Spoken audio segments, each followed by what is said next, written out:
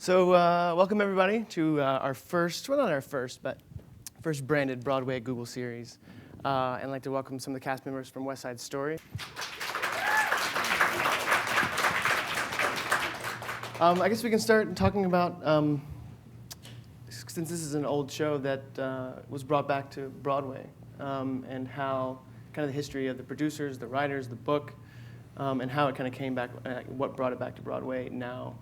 So you want to know everything about the show right now? Everything about the show. Fair well, why enough. did it? So it came back in what, 2009, right? January. Yeah, 2009. We started rehearsals 2008, early 2008, about October of 2008.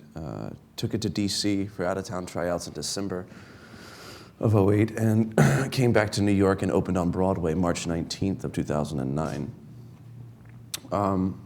Right? It's been I came in as an understudy for Riff, Action, and Diesel, and took over the role August 4th of last year. So I actually wasn't in the show from the beginning, from the get-go, and either were these guys either. But we had the pleasure to join the show and actually kind of take it and develop it and run with it and make it our own after the original cast had left. So when the original cast left, was it did it slowly happen over time, or did it like character by character? Yeah, people. I mean, what happened? People come and go on Broadway really quickly.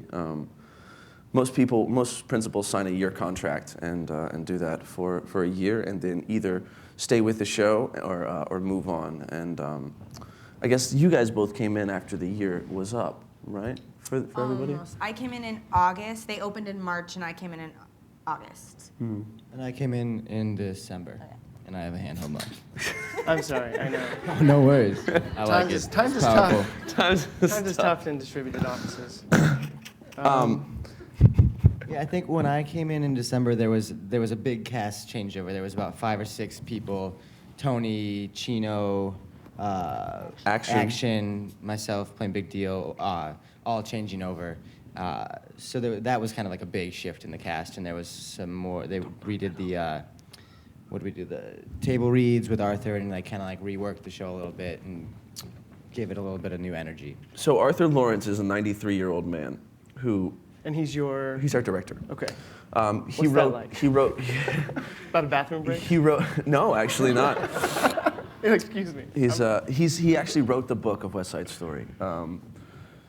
As Lee pointed out, it was originally called East Side Story Do you know why? because it was set on the East Side. Do you know Shina why? probably knows And better. it wasn't the Puerto Ricans and Polish. the Polish. It was Blacks Jews and Catholics, no, I yeah. believe. Catholics and Jews. Yeah. Mm-hmm. Okay. And then you think that was adapted when they, so it was changed before the book was released, or before the original Broadway production was? When they were still in works for it. I was actually reading Okay. an article on it the other day somewhere, and they were talking about right around the time they were writing the show, then there were like news articles in real life of the fights happening in New York between the gangs, because it was supposed to be set in California, I think Los Angeles, between the Jews and the, what did you say? The Jews and Catholics. And Catholics, and then they were like, well, there's all these gang fights happening in New York with the Puerto Ricans and the Poles, let's try to make this happen, and then that's when they changed it. I see. Yes. But it's been a really incredible process because, I mean, this is a man who is one of the most brilliant librettists on Broadway, period, ever. He's had what, 5 hit Broadway shows, if not more. Yeah, plays and musicals. Plays, musicals, everything. He's brilliant. Movies. And movies. The way they were. And we've had the opportunity to work with him Yeah. and being, I mean, for me, being a pretty young guy coming into the Broadway scene and this being my Broadway debut, to work with somebody like that was incredible. Our producers are really great. We have our 2 main producers are Jeffrey Sellers and Kevin McCullen, and they're phenomenal. They produce a lot of Broadway shows, and I believe that they came to Arthur like 10 years ago or something like that and said, "We want you to do West Side Story on Broadway again." Mm-hmm. And he was like, "The time's not right. You know, it's not right for the time." And then I think the way the Spanish was adapted into the show, Arthur's lover saw the show in in South America somewhere and saw the Puerto Ricans speaking in Spanish, Okay. which kind of made them the antagonist rather than the protagonist. You know, I mean, which made them the protagonist rather than the antagonist. Instead of making the Jets being like, you know, the focal point at the end, the Sharks became the stronger of the two because they were speaking in their native tongue. Right. And the audience is different too. Absolutely. Right. You know, so I mean, you know, the feel of that. But he wrote it out, and Arthur found it in his original manuscript after he died, and decided to bring that back to Broadway. And so our show has quite a lot of Spanish in it, and Shina is one of the shark girls. And then what role are you? What's your character? Consuela, she's the shark that dyes her hair blonde. She's one of the girls. So you have a wig you get to put on every I night? do. Coco. Blonde with black roots. It's awesome. It's awesome. That's cool. So yeah, tell me about, you know, just what you like. I guess some people go to school, some people go to grad school, some people make a career going to school studying acting, some people just go out and do it. Like what? And everyone's path is unique. Just tell me about what brought you to and how you landed in these roles.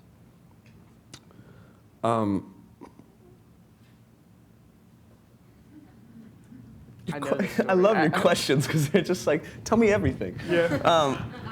I'm working on this. I'm working on it's it. cool. I'm working on it. We'll get it. Getting better. We'll get it. I have a supportive audience. Absolutely. fortunately. Hi, guys. Hi, everybody. No, I came into the business when I was 8 years old, and I was living in Greenwich, Connecticut at the time, and then slowly I began to fall in love with singing and acting and being on stage, and I thought it was a lot of fun to do, and it took me out of my own world and my crazy family life, you know, to tell you the truth, and it gave me something to do. That was an outlet, and it allowed me to be somebody else for a minute. And so, you know, as time went on, you know, we did a lot of shows in North Carolina together, and then I moved to New York. I went on the European tour of West Side Story. I was there for 2.5, almost 3 years, and then came to Broadway, and you know, was blessed to be cast in West Side Story on Broadway. So I've been doing West Side Story for a while. Are you sick of it yet? No, not at all. I'll never get Love it. No, it's I mean, it weighs on you definitely, but it's a really great show to do. It changed my life, and it actually it opened my eyes to a lot of different things about myself. I mean, I play a guy who's racist and who hates everybody. Right. And playing that 8 times a week, you know, can really open your eyes to see who you really are. What did you find out? I know, just like things that I don't like, that you know, to feel. You know what I mean? Like Sure. different feelings and like, you know, Yeah. things to definitely, you know, stay away from within myself. And I mean, not like I didn't find out that like I'm some guy who hates everybody. You know what I mean? But That's nice. That's nice to know. Well, I mean, I guess some people have their prejudices. If they know them or Absolutely. not. You know, some of it was good for me because I found out a little bit who I was. You know, a little bit more of who I was, and could discover that. But the audition process for me was actually a lot different than the regular audition process. The guy who was playing the role that I'm playing now got hurt in the rehearsal process before they went to DC for the out-of-town tryouts, and I got a phone call 2 days before they left for DC. And have you heard this story? I got a phone call 2 days before they left for DC at 10:30 in the morning, and I was unemployed. And Joey McNeely, who was he reset Jerome Robbins' choreography. Jerome Robbins was the original choreographer of West Side Story, and Joey McNeely, who directed and choreographed the European tour, gave me a call, and he's resetting the Broadway choreography. Anyways, he called me at 10:30 and goes, "What are you doing today at 12?" And I go, "Let me check my calendar." And I go, beep, beep, nothing, I'm not doing anything. And he goes, "Okay, well, you're coming in to audition for Arthur Laurents." Now, at this time, my girlfriend was in the show as the dance captain, and so I knew what was going on, and I was really kind of sitting at home bummed out that I didn't get the job. So I went into the audition, and he said, "I have no quarrel with you, you're hired." That fast? On the spot. Wow. And so the stage manager asked me to wait outside. I wait outside, and he comes out and he goes, "You know, he actually can't do that." And I'm like, "Don't ruin my high, man." I was like, "I just got cast in my first Broadway show. Don't do this to Here's me." everything, and I'll take it away. Yeah, and he goes, "Well, it's actually up to the producers as well. They have the final say." And I'm like, You know, it's seriously about to slip my wrist at this point. Being like, this sucks. I'm done. But then he goes, but what Arthur wants, he usually gets. And I was like, Amazing. okay, that gives So me he a was just giving little you a bit, little dose of just reality, give me- like yeah, it absolutely. wasn't a done deal. But then I still have went to into get you a DC, and it was an amazing opportunity. And I got the chance to go on for 2 months before I took over the role in August. So I was on for May, June, and July, the end of May to July. And I took over August 4th, and it's been a blessing ever since. I've been loving it. Working with these guys, they're great. So, Shina, you want to tell us your story? How you landed in this role? I grew up in Wichita, Kansas, and did theater there. We have a summer stock music theater of Wichita, and I just grew up doing shows there. Ended up going to University of Michigan for musical theater, which is my favorite place in the world. Yeah. The best place in the world, besides New York. Okay.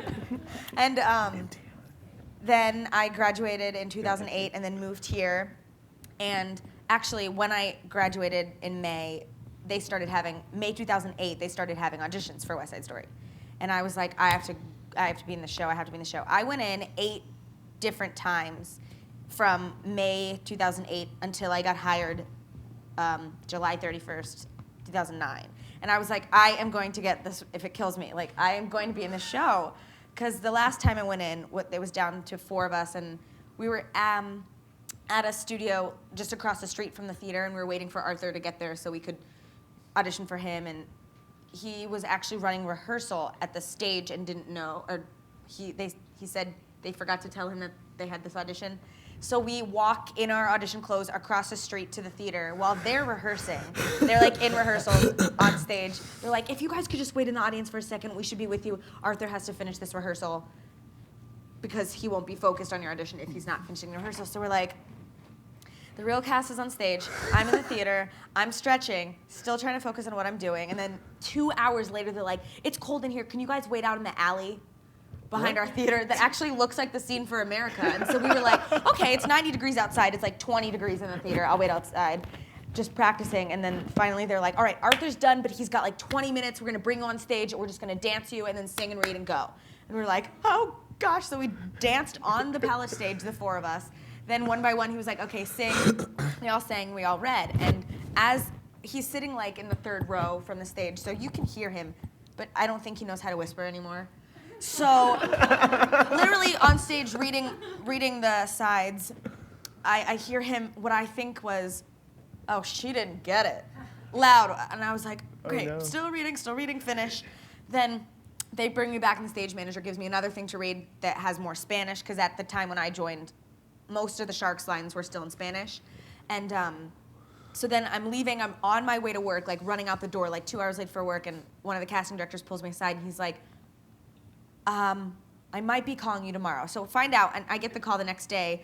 He didn't say she didn't get it. She said, oh, well, she got it. Like, right there in front of me, but I thought he said, oh, she didn't get it. Meaning like, oh, I'm terrible at the Spanish, I didn't get it. And I was like, oh! So after 8 months of auditioning, I finally got to be in West Side Story. That was my story. That's when I met you, though, was in the alleyway, Yeah. huh? They were smoking Of course, in the me alley. sitting in the alleyway, just like, oh, God, here I go You guys again. auditioning? Yeah. Section. What are you doing over here? So, Mikey, tell us yours. I got into musical theater from the dance perspective. I was a dancer growing up, soccer and dance, and then dance kind of took precedent and controlled my life for a long time. But it's great. I went to college at Western Michigan University, the kid brother of U of M. Another great place, though, to be. And I graduated in 2009 and came out here. When they started rehearsing originally, I was doing a production of West Side at the Pittsburgh Civic Light Opera, actually, with Shina. And ever since then, I did a production directly after that at school, and then I did a production at NCT of West Side. So basically, I had my own strange rehearsal process to get into this show. But after I got back from North Carolina, my agent called me and he said, hey, they want to see you back in for West Side. It would be my 2nd time going back in. I said, all right, this is it. I'm going to get this. Went in. I just was like, ate everybody alive in the studio, and they said, all right, you're going to come back on Tuesday. Be ready to meet Arthur. And I'm like, oh my God. This guy's a legend in my mind. It's my favorite show, and he wrote it, and this is a big deal for me. So I go to my callback. It's Tuesday, and they told me to just know all the jet lines. Just they don't know what I'm gonna read. They're just be ready to be anybody. Great. So I go in, and I don't have to dance. I sing my song, and then I read for Baby John, which is a character that I've played twice before this. Now the guy reading with me, he was so I don't know who it was, but he must have been from a soap opera or something. So the scene is these two little kids, and it's beginning of Act 2. The leaders have died, and they're all scared. And Baby John's like, "Oh my God, did they? Where's everybody?" And this guy's like, "They get you yet?" I'm like, "No, you." He's, "No." Oh my word. He's just like, what is this guy doing? And so we did it, and it went all right. And Arthur walks up to me, and he says, "I can tell you get it. You're doing great. I can tell you love the show. I just want to give you a note or two." And he gives me notes. We do the scene again. Feel a little bit better about it. And he comes up and he says, "All right, Mikey, we're going to have you read for Action." Action's like the angry gang member. He kind of takes over after Riff dies. He says, "Mikey, you're not right for Action. I just want to see what you do with it." And so we go into this scene where Action and Riff are arguing about Tony, who hasn't been around in a while. And so I'm like, all right, I'm just going to eat. I'm going to get this guy. I'm going to, just put him in his place. And I just get in his face. Well, his face is like 3 feet taller than mine. But I, getting in his face. And we finished the scene, and it felt good. And I look over to the table, and Arthur just, "Yeah, you're in." What? Like, I'm standing there, and the table, I'm just, kind of floating in, space. I'm like, what's going on? And the music director, hands me my book, and the casting director, ushers me out, and my knees are, I didn't know what was happening, but we got out of the room, and the casting director said, "All right, you got it." And I said, I'm going to be a swing in the show, because I thought there was a swing track open. And he's like, "Oh, no.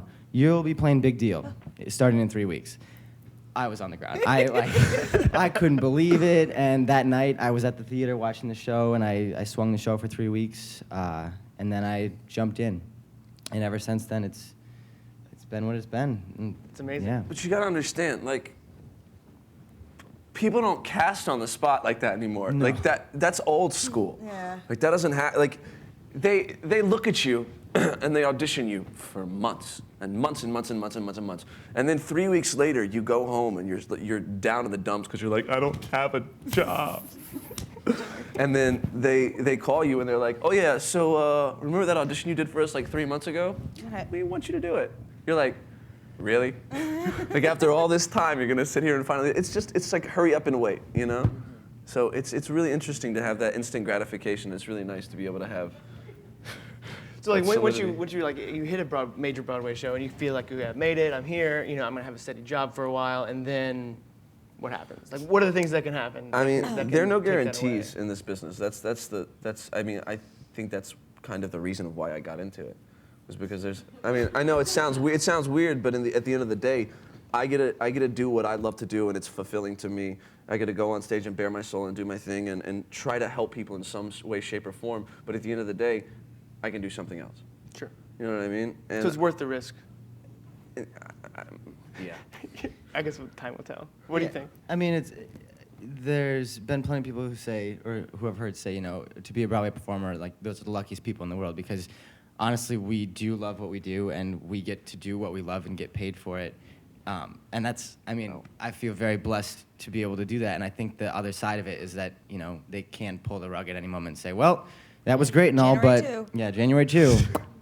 Pull the plug." Oh, yeah, by the way, show we're is closing. closing, We're right? closing Oh, January yeah. 2nd, by Sorry. the way. Yes. It has been announced, and not breaking any About rules 2 weeks here. ago, right? So it's gonna No, like the 2 last weeks ago. performance is January. Yeah, January January 2nd. 2nd. Interesting day to choose. It's a Sunday. It's just, Yeah. Well, It's the old 1-2 punch, December 20th marks the longest running West Side Story in New York City.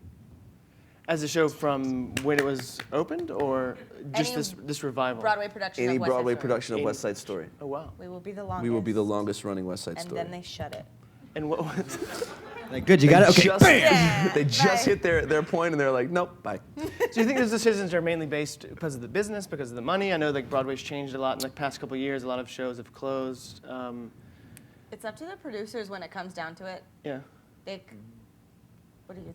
I mean, do you see a trend changing in production value? I know a lot more money is spent. Yeah. I mean, you know, there's always the union discussion. There's Legally Blonde ran longer than us. You That's all know, I'm gonna say about that. I think it depends on a lot of different things. I think the world in general is changing, and I think that just allows everything to change. Whether or not it's for the better or for the worse, who knows? I mean, that's something that time will tell.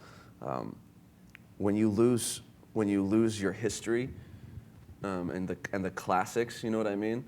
Mm-hmm. I feel like, you know, that's a little detrimental to society as a whole. I mean, that's just me. I'm not saying that I'm mad that we're closing. I mean, it's upsetting, definitely, Sure. but I mean, I think that it's leaving, you know, the window open for new things to happen and new dreams to come true. But I mean, it's I have a always up feeling to the West Side Story is producers. going to come back again. Do you think so, or do you think once? It'll take a while, I think. It'll take a long time. I mean, At if it least comes 10 back it in won't 10 to be 10 to up 10 15 years. At least. It's been around for what, 60 years, almost 60 years now. Almost 60 years. You know, it's always going to have some social relevance. Relevance whenever it does happen.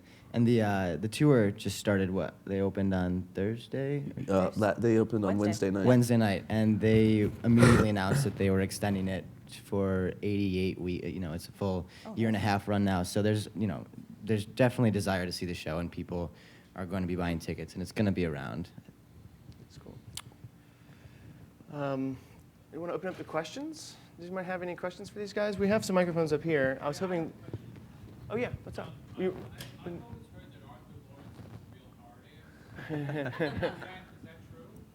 question is Arthur Laurents a hard ass? Well, he's so old school. I think, honestly, in my opinion, and I did not get to do the entire process with him, and since I'm not one of like his main focuses in the show, I don't get to work with him a lot.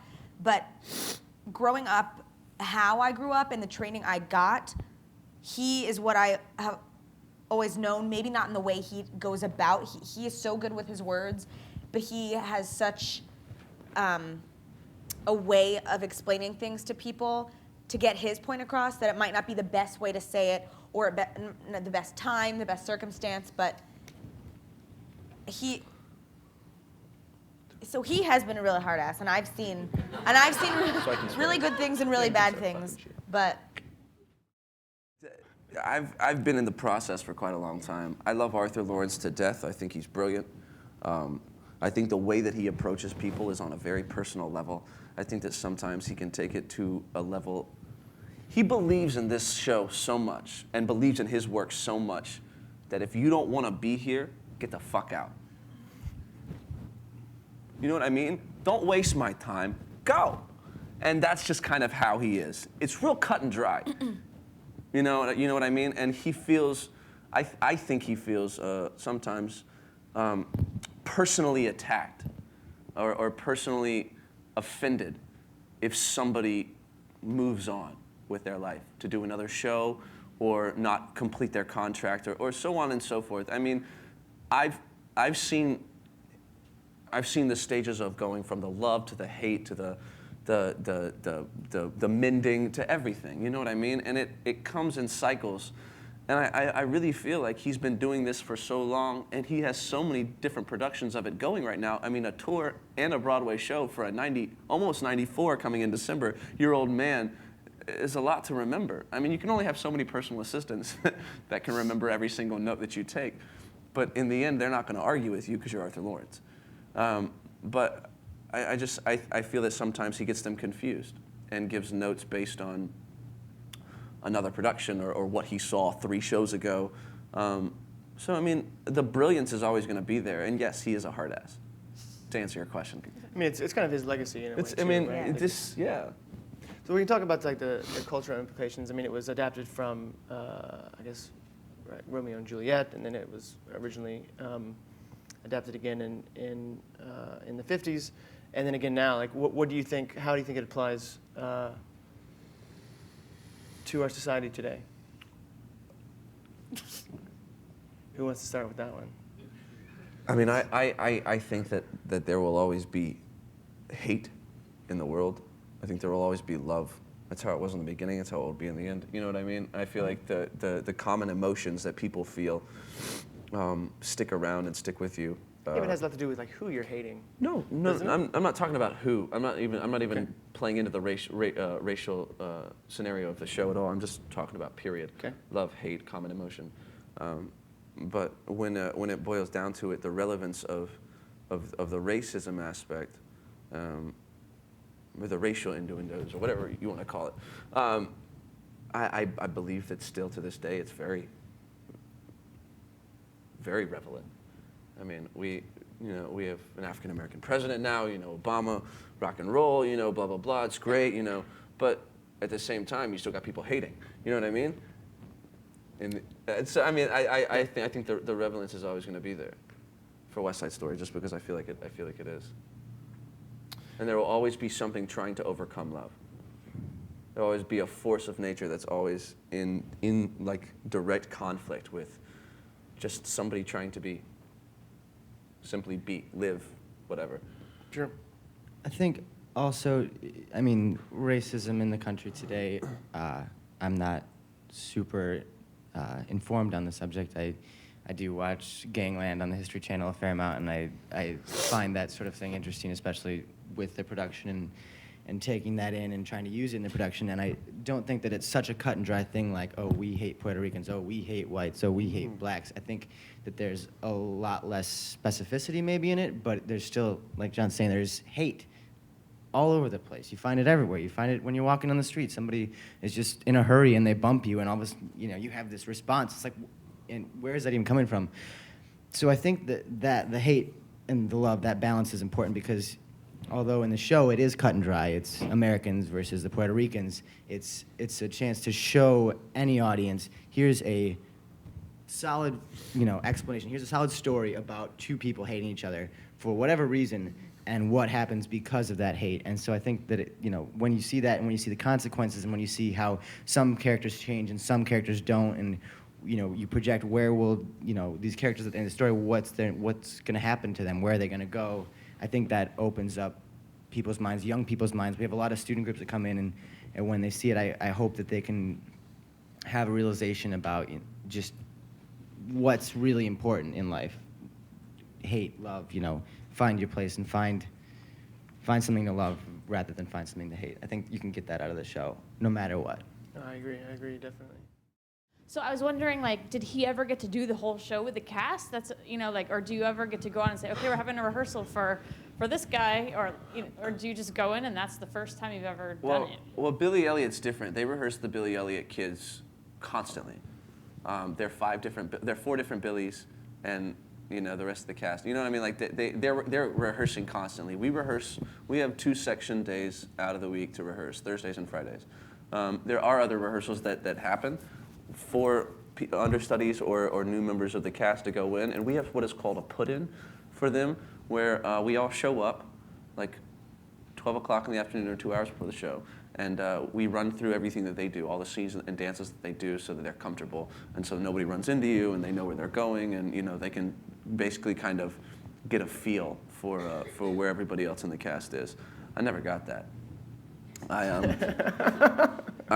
think there's been a fair amount of slashings to the put-ins, actually. They're kind of shady about how that all happens, but there's always some sort of rehearsal process to get you slightly accustomed to it. So the first time you do the whole thing, that's Pretty much an the first audience, That's basically. with the audience. Oh yeah. Because you never get to do it all with every aspect before you're actually on stage, like doing it in performance. Because if you have a put-in, you're not in costume, or no one else is in costume except for you. Sometimes you're not. I was the only one in costume, but I didn't have lights. You don't have like the blinding and all the sets. You don't get it until. Well, I was thrown on in the middle of a show, and I had never even done a rehearsal with those guys that were on stage. That was fun. So I mean, it's really you just have to be on top of your game as an understudy or a standby or a swing or anything on Broadway. I mean, like those guys work really, really hard, and everybody's like, oh, well, you're a swing. Yeah, but I know 3 roles, 4 roles, 5 roles, 7 roles, 14 roles, and I have to know every single track and know all my blocking and know all this, know all the choreography, know all the different notes, know all of this. Blah, blah, blah, blah, blah. It's a lot of information, and you go on for one role, and then like you accidentally fall into another role. You know what I mean? Like it's so easy to do. And it's especially tricky with this show because the blocking is very minimal. and there's a lot of kind of leeway in what we do on stage, and there's a lot of ad libs, and there's a lot, and you don't really get any of that when you are getting your initial put in. You just get used to, okay, I'm standing here, and then I cross over here, and then something happens for the next minute or so, and then all of a sudden we're singing. And for the swings especially, it's constant work because they have to be watching, pretty much every show and see what are they doing differently. What do I need to make sure that when I go on for that character, what do I need to make sure that I'm doing for these other characters that isn't necessarily in the blocking book or isn't in the choreography, or they have to keep up with where the show is kind of morphine, because it's like a living organism, the show is. So it's a tough job. They do a really good job of it. So In all fairness, I think she was second to ask, and then we'll come to you, sir. Hello.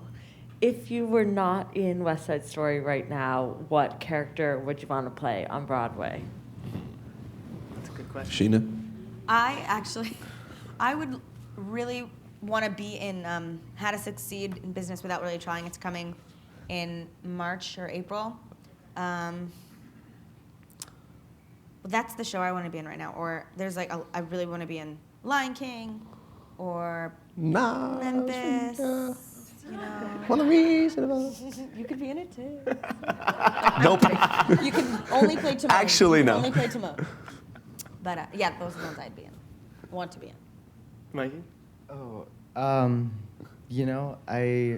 it's kind of always changing. I just saw American Idiot on Sunday, and Billy Joe Armstrong, the lead singer of Green Day, it's his whole concept, and he was in it all last week. And so right now, I'd say American Idiot because it was just the coolest thing I've ever seen.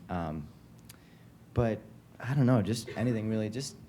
I think coming out of West Side where it's not really the traditional ensemble in a musical, I would love to just do something classic, something just be in the back and dance and sing at the same time, and just anything to progress the trade of learning classical musical theater further than I already have, I guess. John? He's been agonizing. I mean, this is a hard question. Somebody asked me this the other day too, and I did the same thing. I mean, my thing is what I want to. The next thing that I want to do is originate a role. I want to start from the ground, from the beginning of the process, and work a role until I put it on Broadway, and just develop it and be able to create it with the creative team, with the writers, with the directors, with the producers, and just be able to find, this guy who, whatever show it is, I don't know. It hasn't come yet. It will at some point. Are you gonna write this show? No.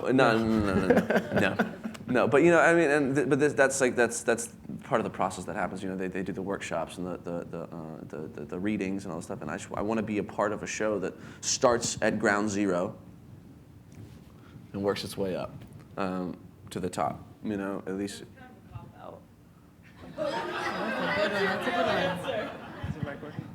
Stacey Jackson, Rock of Ages. Better? Oh, you would be so funny. Right up my alley.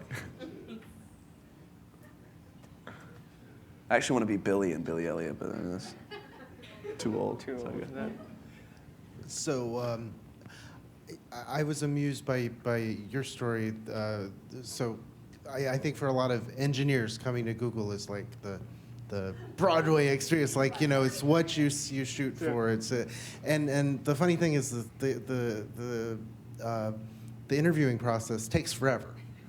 And you go on, and then once you get to the point where you're told that you probably have the job, there's this little codicil where they say, but Larry Page has to make a decision. And you're like, he's what? old school, right? I'm gonna look at everybody that comes through here.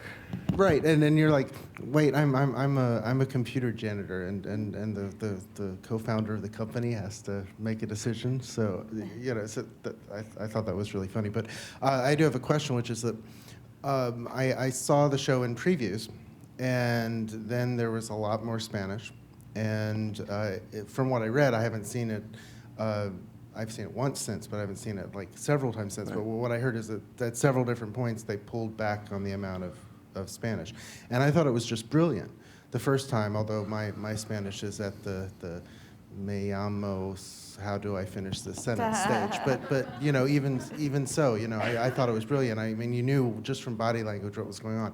Do you think that the show's been watered down for a mass audience? I think that what's happened is the national tour has gone out, and when you're playing, Podunk, Iowa. I mean, if anybody's from Iowa, I'm not knocking it. I'm just saying. You know what I mean? Like I feel like they kind of watered it down for that. I feel like they took some of the Spanish out because it would be more acceptable to a touring audience. I've actually put a fair amount of thought into this, and I think that when the show first opened, they have to find a reason. They have to find a reason for the revival. What's going to be different about this show? And the Spanish was a great idea. And it affects the audience. Half the audience or however many people in the audience don't speak Spanish or don't speak Spanish well enough to understand. It separates them, and it puts this not understanding. And I think there was a lot of frustration with that in the audience. And when you're talking about a Broadway musical, an entertainment, a piece of entertainment that's on, in Times Square, right there in the heart of it all, there has to be a push towards making the masses not necessarily happy, but it's not a happy story, but entertaining them. And so I think when they first started, having all the Spanish was a great way to have the revival and a great way to send this message of, even if you don't get it, that's what we're trying to say, is that these people don't understand each other, and that's where this comes from, and you have to look past that.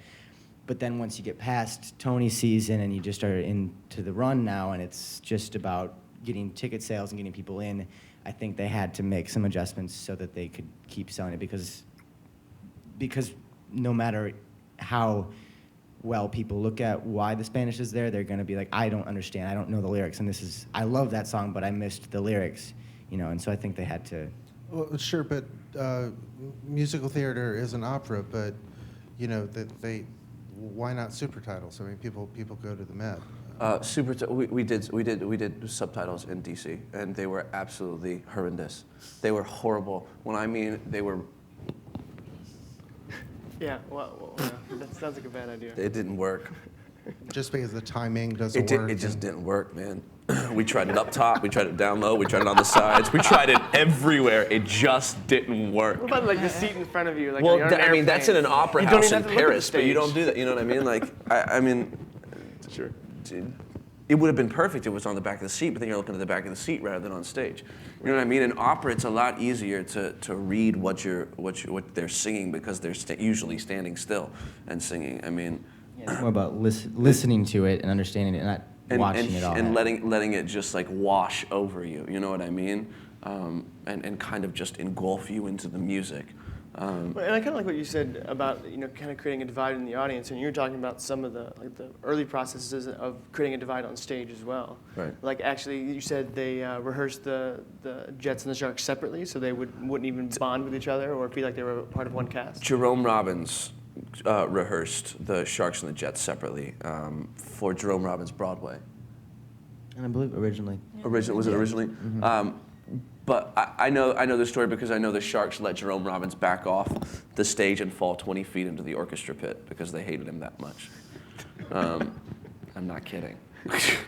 He did. He was giving notes and he just backed up and no one said anything. He was giving notes and they just looked at him. And he's out of the show probably. He's like, take that. Jerome? And he was the choreographer and the director. He was just dead. No, That's not how he died. He's not how he died. Sorry. False advertisement. But yeah, so we didn't do that, but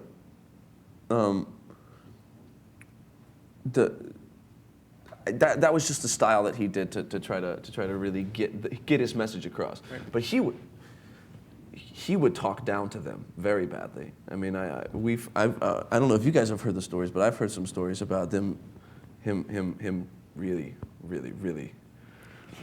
kind of just getting in there and saying, take that, you know what I mean? Sure.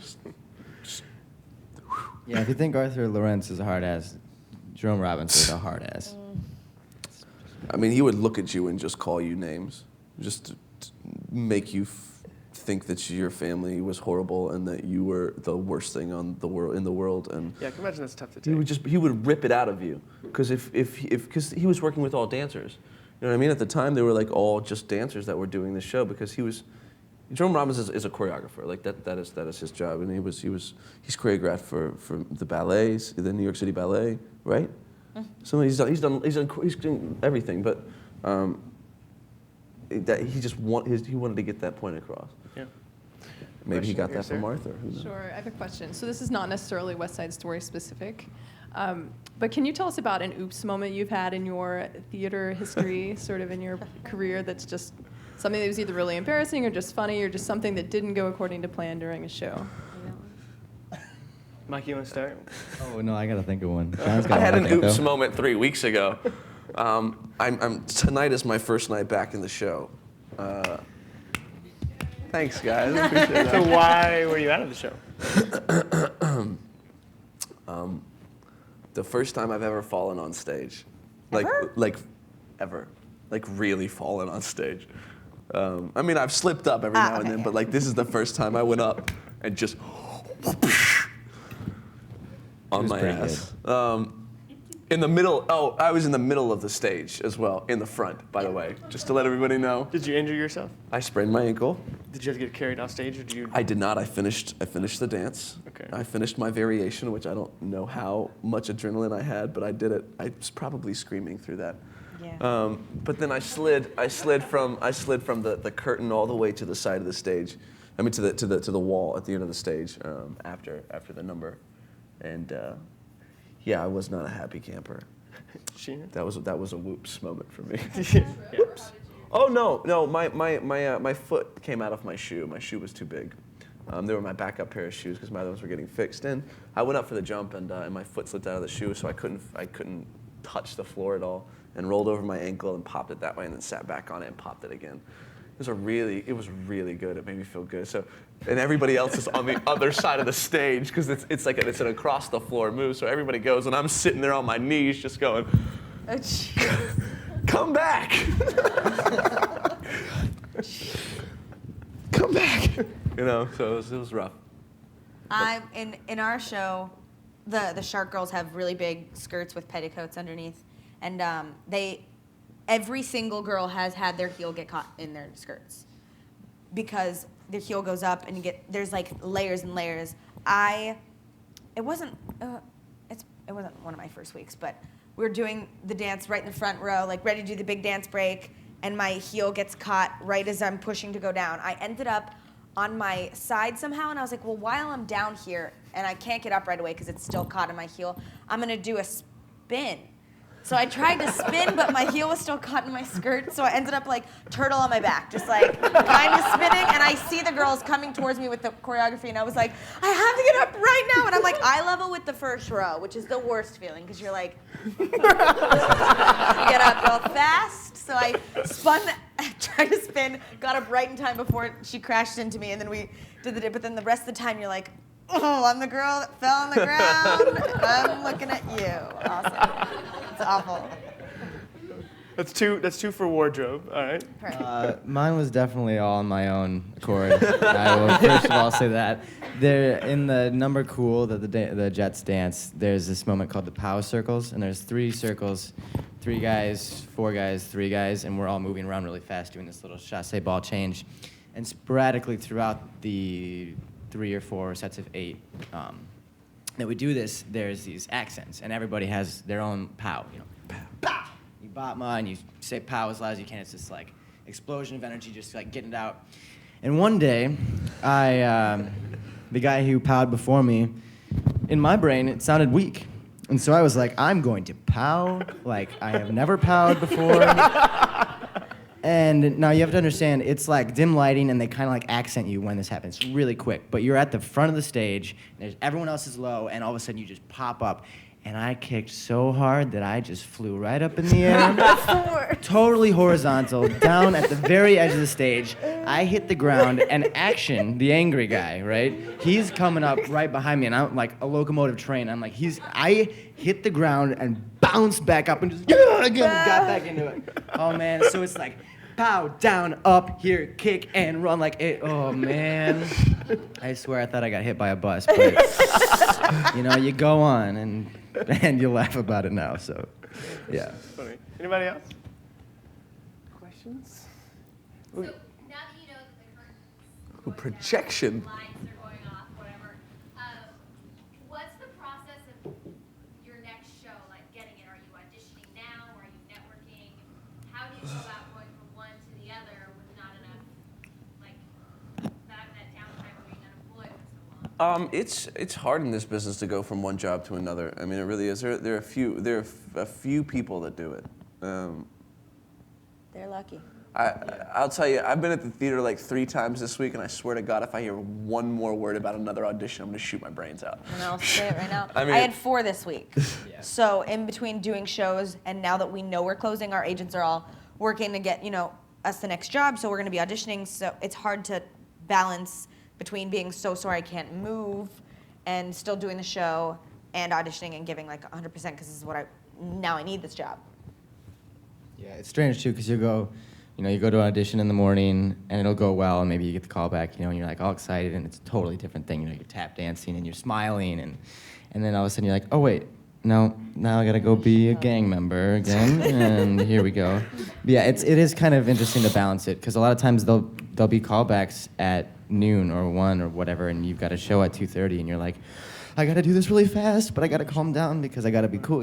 It's a little tricky, but right now there's a lot of auditionings happening, which is nice, comforting for the moment. I think we have time for one more question. Okay. All of you seem supremely confident physically. Like the way you carry yourselves and all that. Like you really seem like performers. Is this something you've had your whole life, or did you learn how to get this? It's just interesting to see, especially because working with programmers, they can be such schlubs. I'm kidding. I like the parallels they're drawing here. This is good. I think I'm just don't want to speak for everyone. I think we've all had it. That's what, like, part of the reason I wanted to be in it. Because I've always been a loud, not attention grabber, but, like, just always wanted to, I don't know, do stuff. That's awesome. Change the world. I gotta say that I don't think I was always that way, but especially doing this and being on stage every day, sometimes twice a day, 8 times a week, does give you just this, well, I'm in front of people again, and you kind of like lose track of all the wishy-washiness, and you learn to be yourself really well, I think, when you're constantly performing and constantly on the stage, I guess. That's how it's been for me. I was just larger than life. I had so much energy. So much energy. Yeah, so I was a stage manager for, this is kind of answering the question as well. So there's a theater, North Carolina Theater had a theater camp. So when we would do our 4 main stage productions in the summer to keep us employed, we'd do this theater camp for the kids and like all the stage moms. Like, well, my kid is the best little kid and it's gonna be famous and all this stuff. And so like, this is one of the kids that shows up and was the problem kid, of course. But like, I mean, programs like that I think help people kind of discover themselves and you kind of start them. I don't know. Picking out if they're a good vocalist, they're a good dancer, they're a good actor. I mean, over time it develops. You grow up, you mature, you find out what your strengths and weaknesses are, and if you just go with what your strengths and weaknesses are, and you know what they are, you know what I mean. If you really, really, really know what makes you tick and what makes you happy, you can do a lot. It's all about giving something so I can take somebody out of their world for 5 seconds and make them feel something different. Make them feel alive, or make them go back to a time and a place when I sing a song so they have a memory of their father or their mother that maybe wasn't the best memory, but all of a sudden it's good. Like things like that. It's the magic of theater. And it's the fact that it's live and you can see, and there's an interaction, and there's a realism that's there, and a passion, and there's a passion that you can feel. And I'm all about feeling emotions. If I don't feel it, I don't want it. So, I mean, that's why I do it, and I think that's where my confidence comes from. So, Shina, any last comments before we wrap it up? Mikey? I've just always been like a loud person. I don't know. Sometimes I forget I'm not on stage too, and I'll like be having a conversation with someone, and my best friends are exactly like me too, like really loud and animated. So I've just always been like that. Yeah, I think once you get into this business, especially like this far in, you're surrounded with theatrical people so much that it just never really is over. The curtain comes down, but not really. We're still on stage. Let's be serious. Yeah. We don't mind. We like to be fun, big, and goofy. Nice. Spazzy, maybe. Everybody give a big round of applause and thank them for coming to Google. Thank you guys very much. And I'm sure we'll come and see the show. We have discounts. Yeah, so please. You're You're the see man. some Googlies. Thanks again, guys.